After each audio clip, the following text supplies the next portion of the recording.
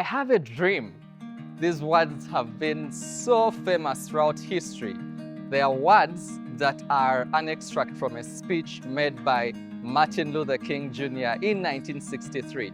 And the speech goes on to talk about the dream that Martin Luther King had for the US, which was a very big dream. But this is a speech that spurred up nations, and it is still spurring up generations today. Now, it's not just about Martin Luther King. We all have dreams. We carry dreams. But the question is, do we have the courage to move on those dreams? Hi, my name is Moses Morris Mugagga, and welcome to Corner Chat Season 5.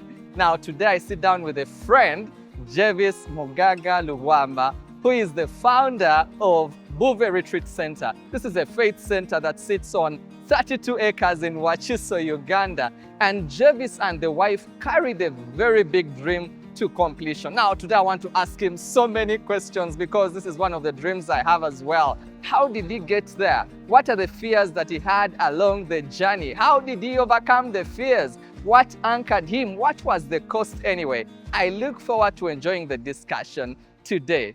Let's enjoy the discussion. At what point did you and your wife say, I'm done dreaming about having this. I am going to step out and start working on this dream? Out of frustration for spaces, that's how the idea began percolating in my mind. So, okay, one day I will build a retreat center with all the humility, I said, on my terms. What gave you the courage to say, now we can start the foundation? I think that courage is powered by a higher power. It's God that powers courage. It's God that powers motivation. Marrying right is actually a very important aspect of life. Javis, you've started the construction of this very big dream, big facility. Were there moments when you felt discouraged? Quite frankly, what we embarked on had less than 10% chances to succeed. But what I can say is all what we've done is to be faithful because it required a lot of money, it required a lot of land, it's very, very complicated. Has this dream come at a cost in your life? Of course, everything has a cost, as we all know. It's going to cost you time, energy, you're going to miss opportunities, maybe with your family while pursuing different things. So it has cost us a lot. Unfortunately, today, people easily get discouraged.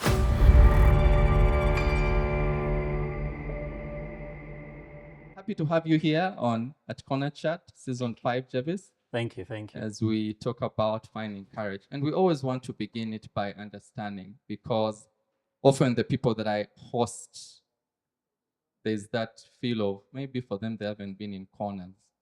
So I always want to begin by asking Javis, have you ever been in a corner? How did it feel?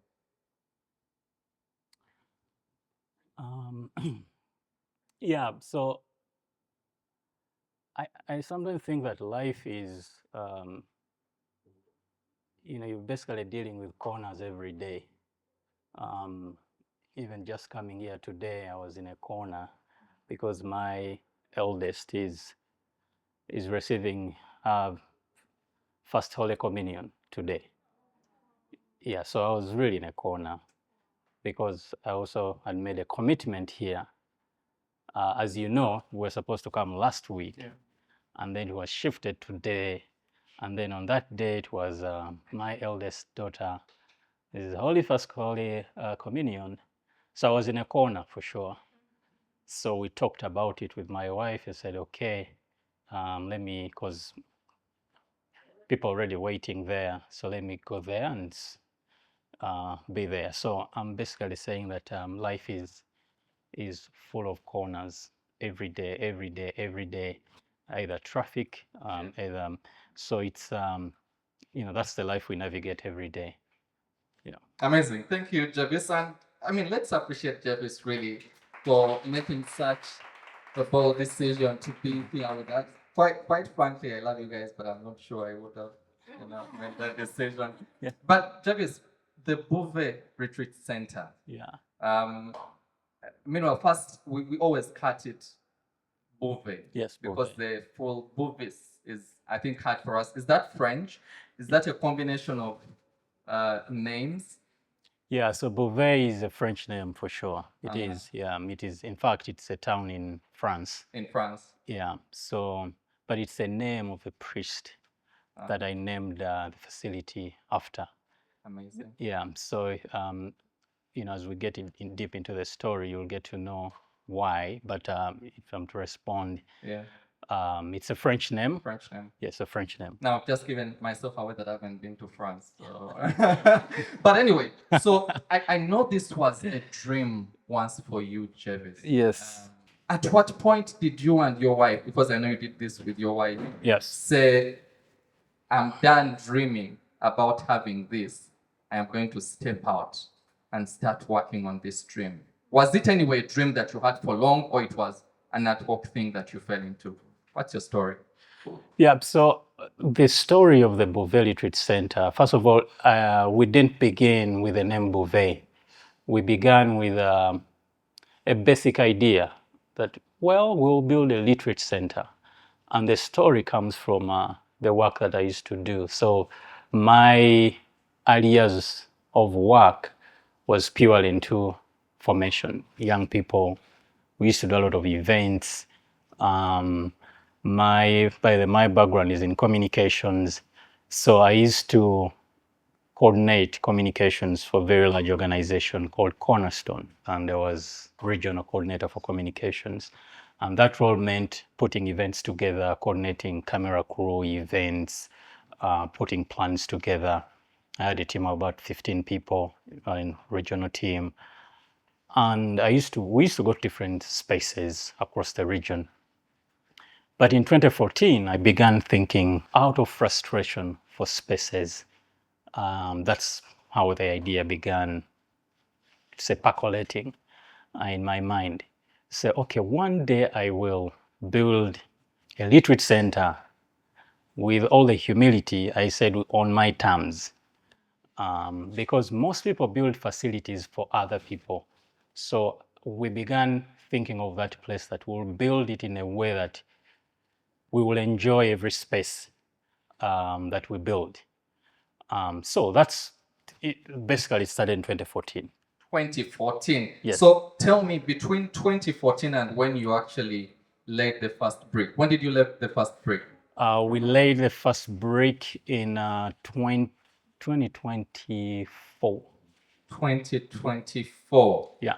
Quick math. November. That's what? 10 years. Yes, 10 years for sure. Dream there. Yes, 10 years. So 10 years for sure. So 2014, I was actually not married yet. We got married in 2015, but 2024 was just an idea. So we traveled, was at some event, and I felt like the speaker. And that's the beauty when people come to such events. Sometimes domestic inspiration may not be enough. And I mean just staying home. You need to put in the time and go to a new space to just hear new inspirations. Yeah, so I was in this space and the speaker, I felt like we're about maybe close to over 1,000 people in that room. And the speaker spoke to me directly. And at that point in 2014, I came back home and reached out to my friend who was a roommate, Tunamasiko Isaac, to help me draw a plan. So the first architecture plans of our retreat center actually came out in 2014 in November. Yeah, so that's after putting the plans on paper. Quite frankly, I felt like it's done for sure. It was really done. The guy put the renderings, the plans, they gave me some demos of a video. I actually felt like it was really done. And in that end, then we got married in 2015. In 2016, I told my wife Gladys that let's open up a joint bank account. So we went to Centenary and opened up an account. And we began saving money jointly for the mission. Yeah. Really amazing. And even as we talk about finding courage to pursue dream, we are trying to contextualize this to building, but it really relates to life. And Yeah. from what Javis has talked about, so there was a dream. He took a step to put it on paper, Yeah. which I think is very, very important for us when we have dreams just getting dreams off head to having them on paper, like Yeah. physical paper, that kind of makes you feel like this is real, this is tangible. Then, Javis, what actually gave you the courage to say, now we have the drawing, we have the map, we've put money together on the account, but I know still it was not enough to get started. What gave you the courage to say, now we can start the foundation? Yeah, so in 2024, that's when we, if I'm to remember, 2024, in November, that's when we broke ground. But, the other thing is, marrying right is actually a very important aspect of life. Yeah. You can end up with a lone pen easily. That can totally destroy your life. So you, as I say this, you have to be careful, because I'm seeing lots of young people in this room. You have to be extremely careful with who you end up with, because it's a huge factor on your happiness, just beyond the vision, but your daily joy, they're a huge factor. So I was very fortunate that I got married to Gladys. So my weaknesses, it's her strength. Yeah. She's gifted in following mundane, small things, and that's not my strength. So she can follow things, she can follow through. So in building large stuff like what we've done, you need that person. And if you don't have them, you need to find someone who can support the mission. And for me, as I've mentioned, it's been Gladys, who's just been following things through. Yeah, but she was a very, very strong encourager. And the point that I'm making is you really to ask yourself a question, like, if I have something that even if it's scary, who do I tell it to? And they will hold my hand. They will not judge me. They are not still struggling with their old memory of me. Because again, that's one of the hardest thing with human interaction. That's why you could do something and your family members are not supporting, because you're still having an old memory. This used to susu around. I mean, it's why he's telling me this. So Gladys just didn't judge what I was thinking, neither was she trying to think that this is impossible. She was just saying, let's do it. What do I need to do? What do I need to do? So it was a huge aspect of the vision early on. Yeah. The biggest resource we can ever have is people, really. Yeah. And I think having the right people to support us on our dream is very key. That doesn't even have to be the people that we get married to. It could be in terms of partners, the friends that we choose to share a dream. Exactly. So, Javis, in terms of getting the courage and getting started, is it Gladys who actually pushed you that, you know what, whatever we have now, let's start, let's lay the foundation? Or I'm trying to look for the turning point where you are like, okay, now we have to lay the foundation and officially act on this dream? Yeah, so you would, again, let me put this disclaimer that some of my views could be wrong, okay? That's okay. Yeah, so, so I'm trying to be radically honest with you guys. And at this point of my life, I've come to agree that courage is not an outside thing. It's not it's an internal thing. You don't wake up and say you're going to find courage. In fact, I believe that if you are an entrepreneur and you want to be encouraged, just find a job. Don't try it. I think that courage is powered by a higher power. Yeah, it's God that powers courage. It's God that powers motivation. If an entrepreneur is looking for motivation to do things, they won't do anything. It's and for me, and of course with my wife, we've kept connected to that source that encourages our motivation. You need to understand that Uganda is a very chaotic playing field. It's very complex, especially as you try to scale and do large things. The more it becomes extremely complex to do things. So in that chaos, quite frankly, it's not somebody who's going to encourage you. Say, hey, Moses, keep going. That plays a small piece, because Moses is not going to be with you when you are in bed. It's not going to be with you when you are alone. In those moments, it's actually God. And the point that I'm making here is it's just for you to think about actually your personal relationship with God. Yeah, to continuously cultivate it because He's the one that made you. And I believe that nobody is a mistake. Every soul that you see, whether they are just walking, they were created for a reason. And the best way to reconcile your vision, your purpose in life is continuously connect to the source. That source that created you, that source that knew you before you were born. Unfortunately, as we get into the world, we continuously forget. Yeah. We think that we're going to read a lot of motivational books to be motivated. I'm not saying they're not good. I'm just saying that the more you connect to the source, the motivational books even work better. Yeah. Oh, I love that. For all the conversations that we've had here at Corner Chat, the thing that always empowers and inspires us is it always starts and ends with God. Yes. And I like what you mentioned here right now, that it's very possible that you remain discouraged because on the dreaming side, we often think that courage to pursue a dream comes from clarity. Maybe if I have a dream and I have more clarity around my dream, then I'll be courageous to pursue it. Javis, you've started the construction of this very big dream, big facility. Were there moments when you felt discouraged? You're like, I should give up on this. Maybe it's not shifting, or I don't have enough resources. Did you have those moments, or for you it was just excitement all the way? It was not excitement. I just, from the time we opened up an account with my wife, we knew that it will be done.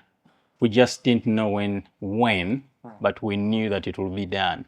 We carried through throughout the process with actually zero discouragement. And I'm saying that careful because you'll say, well, why, how do you do that without discouragement? First of all, we operate in a developing country. Other people describe countries like Uganda as third world. You see, when you're in a third world country, the risk is so high for everything.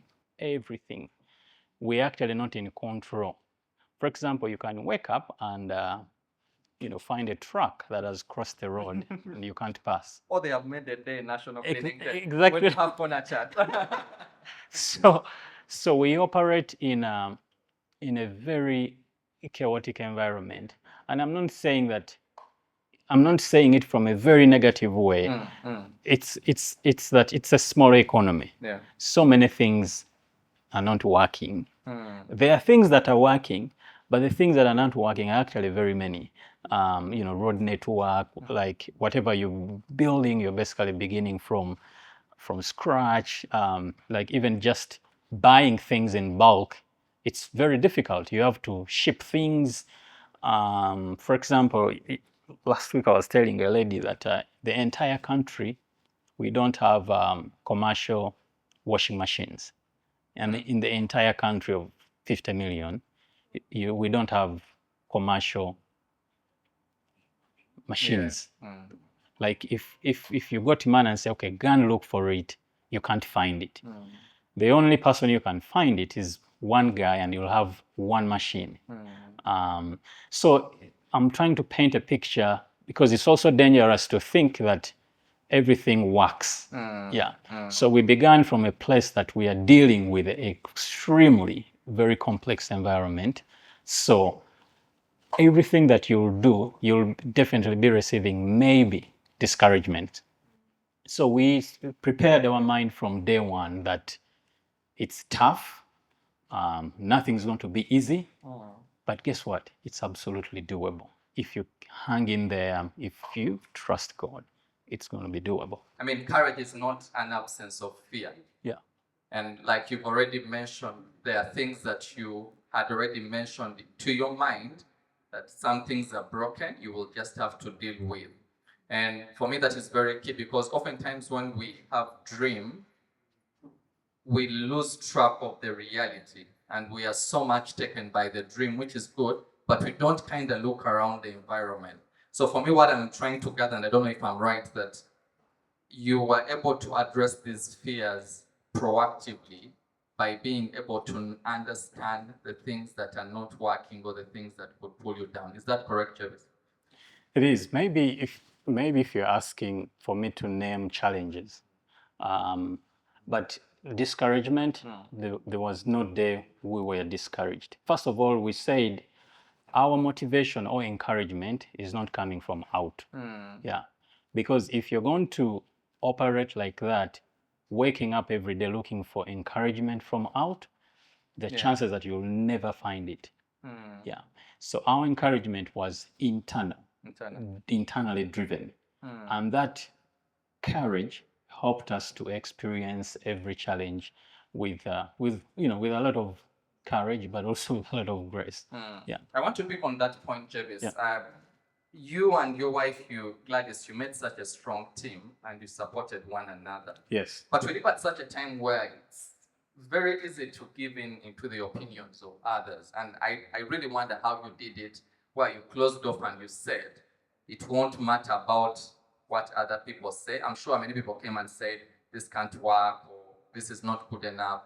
I'm wondering how you dealt with that and you said, we will not listen to these voices. Because I'm sure for many of the guys in the room here, the thing that we deal with, you've woken up with your dream, you're super excited, but then somehow you share. Somebody's like, that can't work. The other guy tried it and it failed. Have you seen so many of those guys that have started those things? So I'm wondering how you dealt with that, like closing off the noise from the external world and saying, this is what we want to do and we will do it. Yeah. Like one of the things that I admire is people who follow prophets. Those guys, no matter how you talk them out. For example, I have a relative who goes to Pastor Kakande. Well, other people, I'm a Catholic, they say, oh, why did you leave the Catholic Church? And it's like, I think Pastor Kakande works better. So no matter how you talk to them, they will never. And it's true to other people that follow different other people.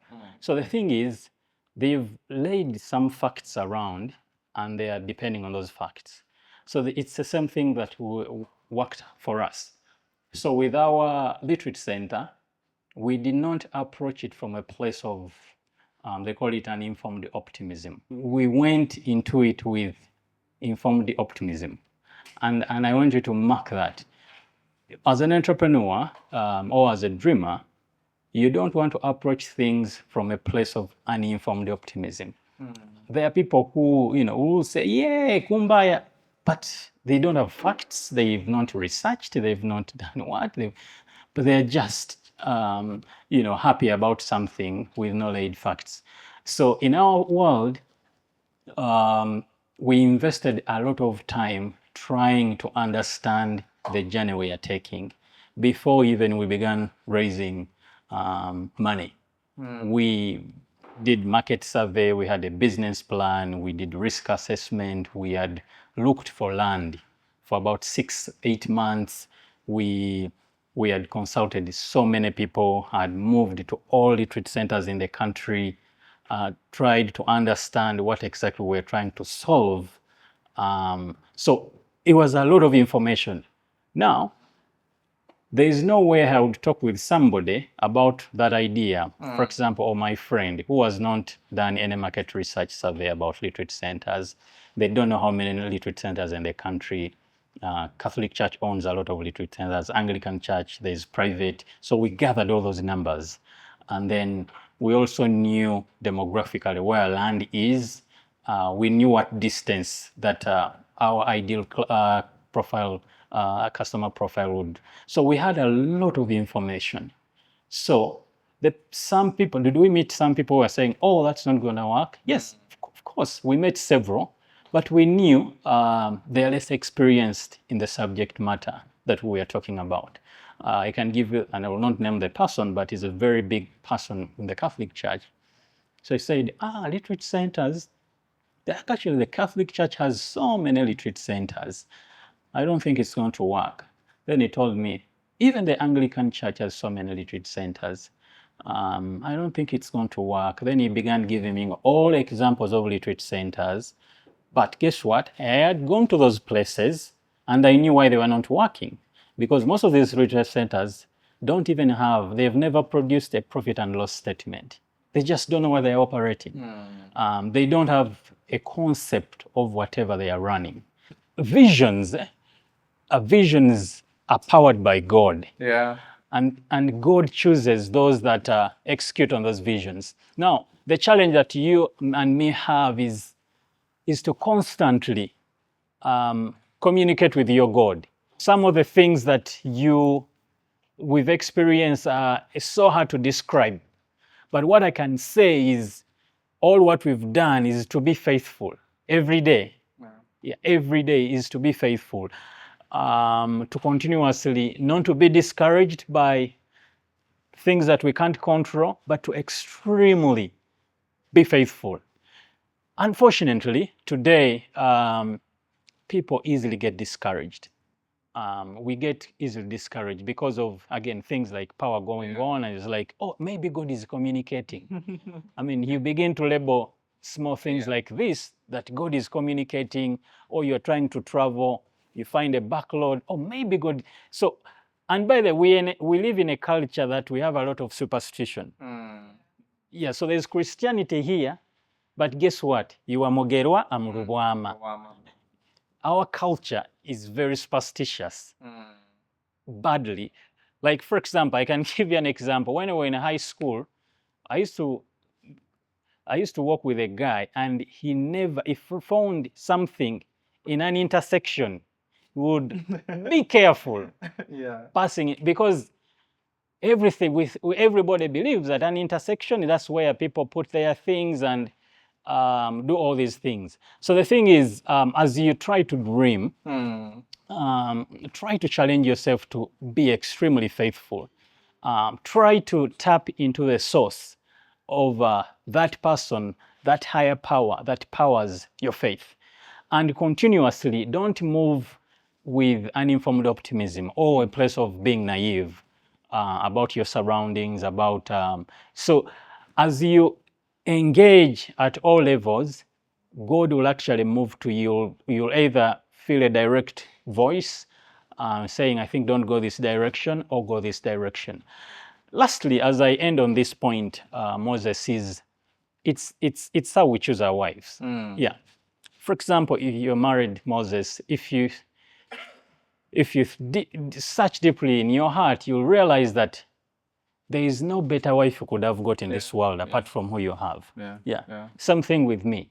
But there are so many people that you could choose from, but slowly God guides you. You don't do a lot of consultation that, hey, I've seen 6, what do you think? But intuition continuously points you. Intuition, but again, intuition is a spiritual thing. The maturity of your intuition depends on how deep you are with God. Has this dream come at a cost in your life? Yes, definitely. It has cost us a lot, and it still does. Of course, everything has a cost, as we all know. This is not new to us. Everything has a cost. It's going to cost you time, energy. You're going to miss opportunities, maybe with your family, while pursuing different things. So it has cost us a lot. For example, we spent about 2 years in court, just trying to redeem land. A lot of land in Wakiso district. This is Wakiso. Every lawyer will tell you that if you're going to buy an acre plus, particularly in Kampala, if you buy an acre, for some reason you end up in court, even when you do all the due diligence. Right. So outside where our property is, it's about 45 kilometers from Kampala. If you're trying to buy anything about 5-10 acres, you'll end up in court. And a good lawyer will tell you there's not enough due diligence you can do on land, at least in Wakiso and Mukono areas, because issues will always come up. Like, we bought land, thought we did everything, LC, got all the siblings, asked the entire village, tried to do what? We said, okay, let's go in and do the transaction. So 6 months later, we get served. Intention to sue, we ignore it. The buyer the vendor who sold us said, no, just ignore that, just ignore. So he ignored two of his siblings who were in their 70s. So when we were buying land, he said, these two siblings are old, they don't know this property, they are not educated, they have never come to Kampala since 1980. But it was a totally different story. And we ended up in high court for 2 years, and they eventually got paid 150 millions. Yeah. Wow. So the thing is, there's a lot of complexity. That's why in my opening, I mentioned, which sometimes can be boring to some people, is that be anchored in your faith. And I'm saying it's boring because people constantly listen to this stuff. Yet it's actually very important to be anchored, because you're going to experience these shock waves that are going to put you left, right, center. You feel like, oh my goodness, I'm going to lose money, I'm going to lose this. But like quickly, we got a lawyer, just to tell you this, to finish the story. We got a lawyer, a friend of mine who's been a friend of mine for like 10 years, told me everything. Turns out that he tells me, I don't know the lawyer the other side, but it can be complex if you're not friends. Turns out that the lawyer the other side was his cabinet man at Busoga College, Mweri. So he tells me, Javis, the lawyer on the other side was on my cabinet in Mweri. So we'll have a conversation. Say, now that this case is going to be easy. So we move ahead, we go to court, blah, blah. We find out the judge recommended us to go to arbitration. Find out that the head of arbitration was, again, classmate in Bwindi. Now, these are things you can't describe. Yeah. And in an entrepreneur, they say that you get some of the best baptisms is one, if you get an assessment from URA.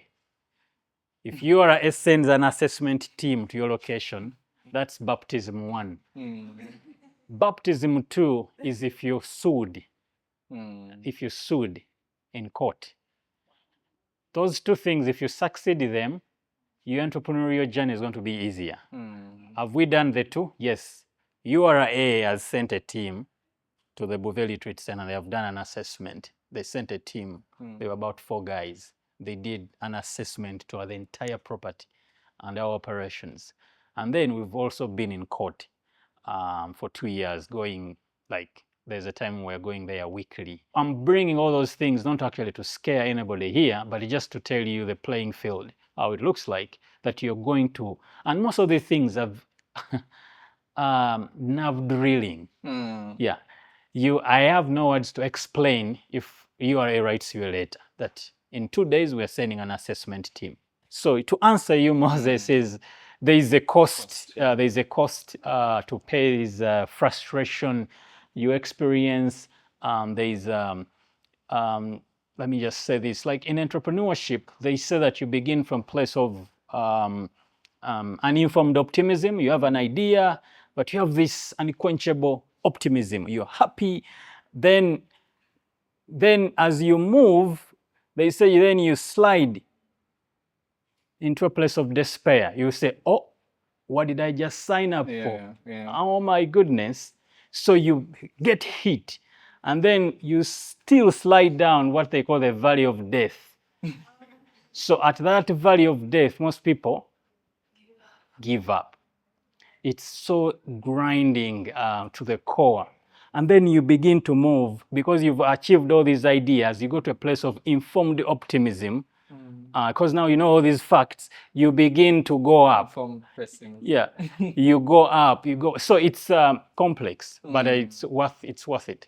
I like that, Javis, when you talk about the cost. And one of the things that you talk about, I need to understand, is there any, well, for you, you were quite blessed, lucky that, you know, the dream that you got, you pursued it to the end, you loved it. But from what you've heard, from what you know, should there be instances when I validly give up on my dream, and either I realize this is a wrong dream, or because of the information, I'm like, I need to give up, or should I always stick to the dream? And why I ask, I mean, I follow so many stories, especially outside Africa, of early stage companies where founders, they start companies, they grow to big valuations, but they get to a place where they're like, I need to step away and maybe sell the company. Should we get attached all throughout to say, this is my dream until I go to the grave, or there should be a place where I say, maybe I should, let go and allow someone to do this, or I should totally abandon the idea? From your experience, not from the Bouvet experience. Like, I think that it starts with the mission you're trying to build. You guys know that without a vision, people perish. Yeah. So it starts with a vision. Like, why there are people who they're starting businesses to change their lifestyle. They're starting businesses to get a job. They're starting businesses to quickly sell out and monitor an opportunity to sell, and they move out. The reason we started this, without digressing, is we have a clear vision why we started Bouvet Retreat Center. Is we want to create an experiential place that will inspire leaders to go deeper in their vision, that will influence them to lead, create, and influence in the way that honors God. That's the vision. And that's what we told our investors from day one. It's never changed. Even if I'm dream, if you find me, I will articulate it the way I've articulated it. Most people, build things and say, once I make X amount of money, shareholder value goes up, I sell out before it drops and move to the next thing. And for us, it's a totally different thing. It's a vision that we want to impact as many people as we can. And just like from between January to date, we've hosted about 1,200 people that have come to that place. To date, we've hosted, from January to now, we've hosted 50 groups that have come there. And for us, we see that it's a mission. It's not a nearby sellout. It's a mission that we want to grow so that we impact people. Now, what does this mean for you as a young person trying to think? Again, most of these things, they start with what exactly God is asking you to do. So if you are able to slowly articulate, and I'm not trying to be Christian, that, well, God is going to wake up, speak to you with a loud voice. You begin to see signs as you move. You begin to see signs.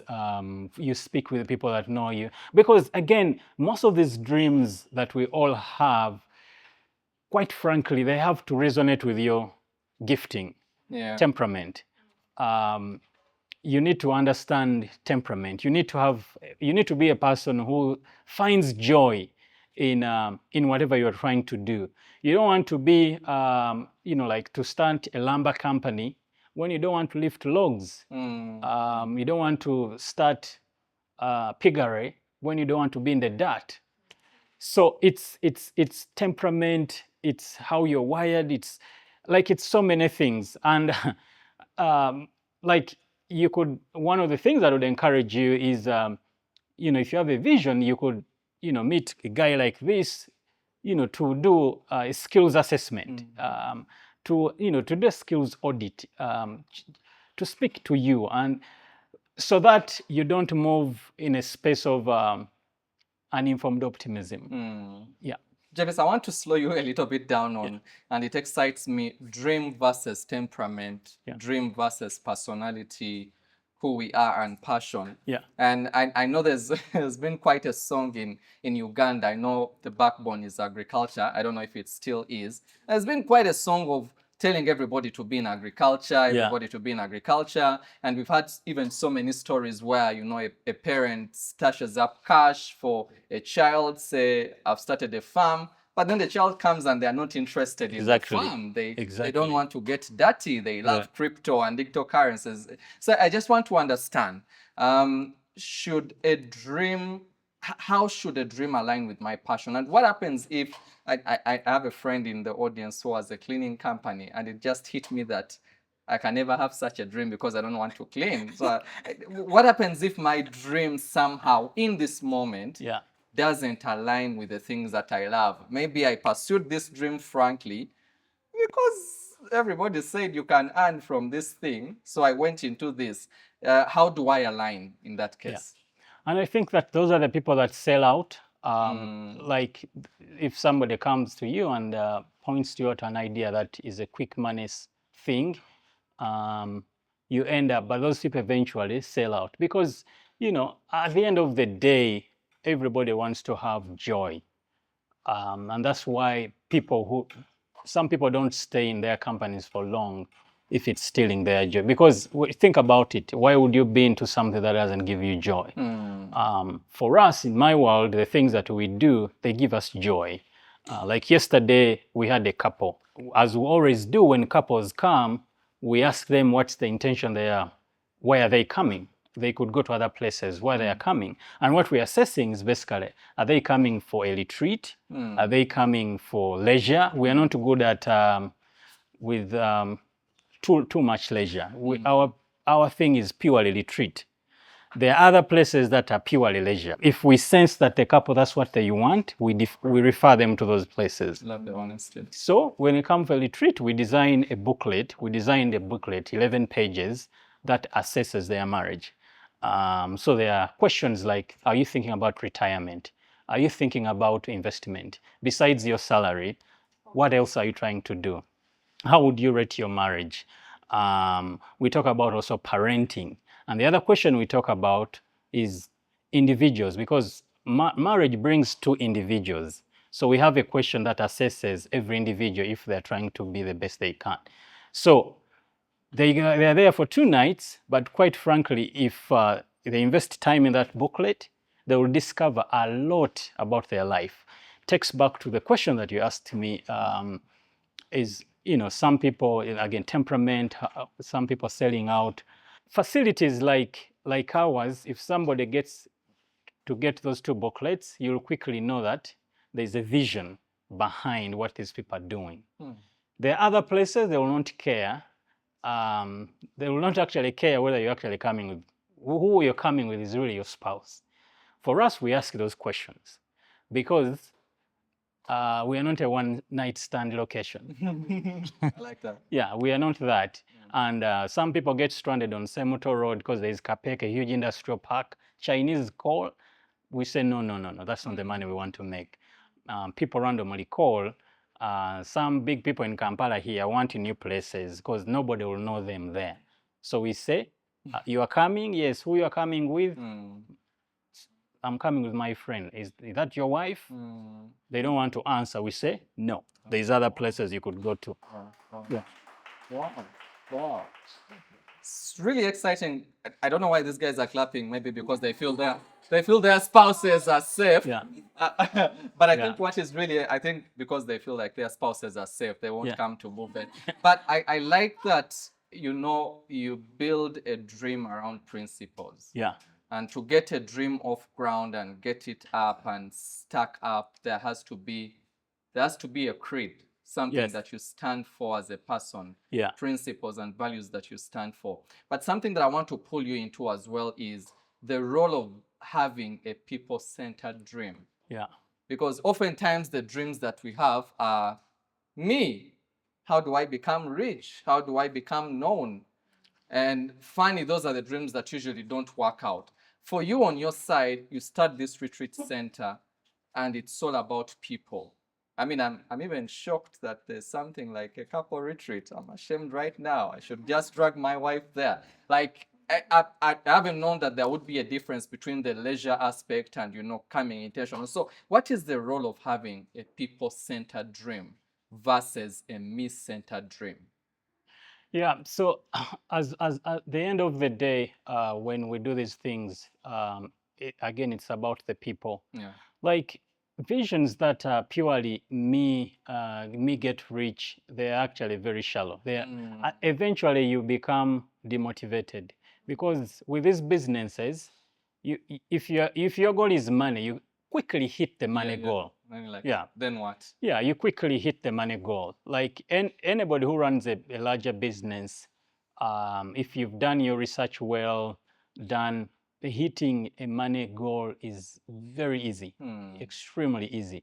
So once you hit the money, you quickly become extremely demotivated. You start the business and you say, oh, I wanted to drive a Range Rover. A Range Rover goes to about 250 million. You could get a very good Range Rover. So you buy it, and then what? Then you say, I want to build a house here. You build it, and then what?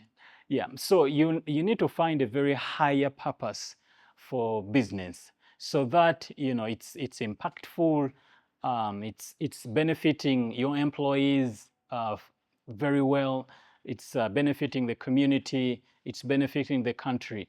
And for us, when we are starting all these are things that we really thought about. Do I care about its growth? Yes, but also do I care about my family? Of course. They call it benevolent capitalism. You are thinking about profit, you are thinking about people, but you're thinking, well, if I buy a 350 million car, I'm not trying to impress anybody. Unfortunately, many entrepreneurs get stuck in that what you'd say teenage or teenage life. You find a guy is 50, but at heart they're still a teenager. I mean, it's good, you're going to stay young, but you're going to do very simplistic things, like buying a car, putting these sirens in front, make sure that you have a state house hood for the car, scare people. The point that I'm making is one of our investors who came, the man is extremely wealthy to the point that he has 45 planes. His business is in planes. So the planes that Uganda Airline has, those things, those planes, this man has a company and he has 45, and he considers himself that I run a small business in the United States. He runs a small business. So small. His company is very small because it's just 45 planes, and it's.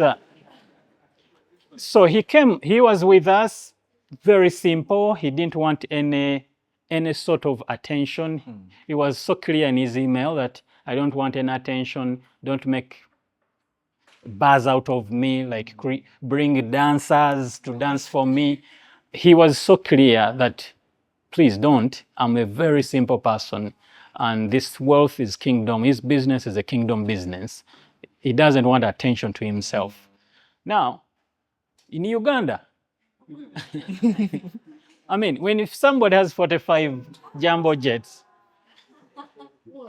it's a different thing. Yeah. So the reason, I have exposure to people like that, who I see that have so much wealth. So when you experience such things, if you don't learn, if I'm not learning from a man like that, I mean, it will be a mental case basically for my end. Like because we've done so much money, and then I begin. I'm even very cautious how I write about the things that we do.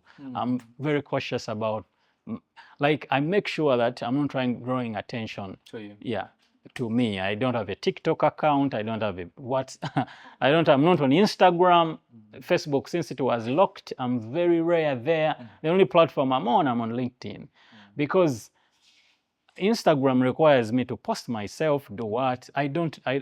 So the point that I'm making is, we have, as he stated it, you need to have dreams that include the people. Yeah, you need to have dreams that include people, so that they become legacy businesses, legacy ideas. Yeah.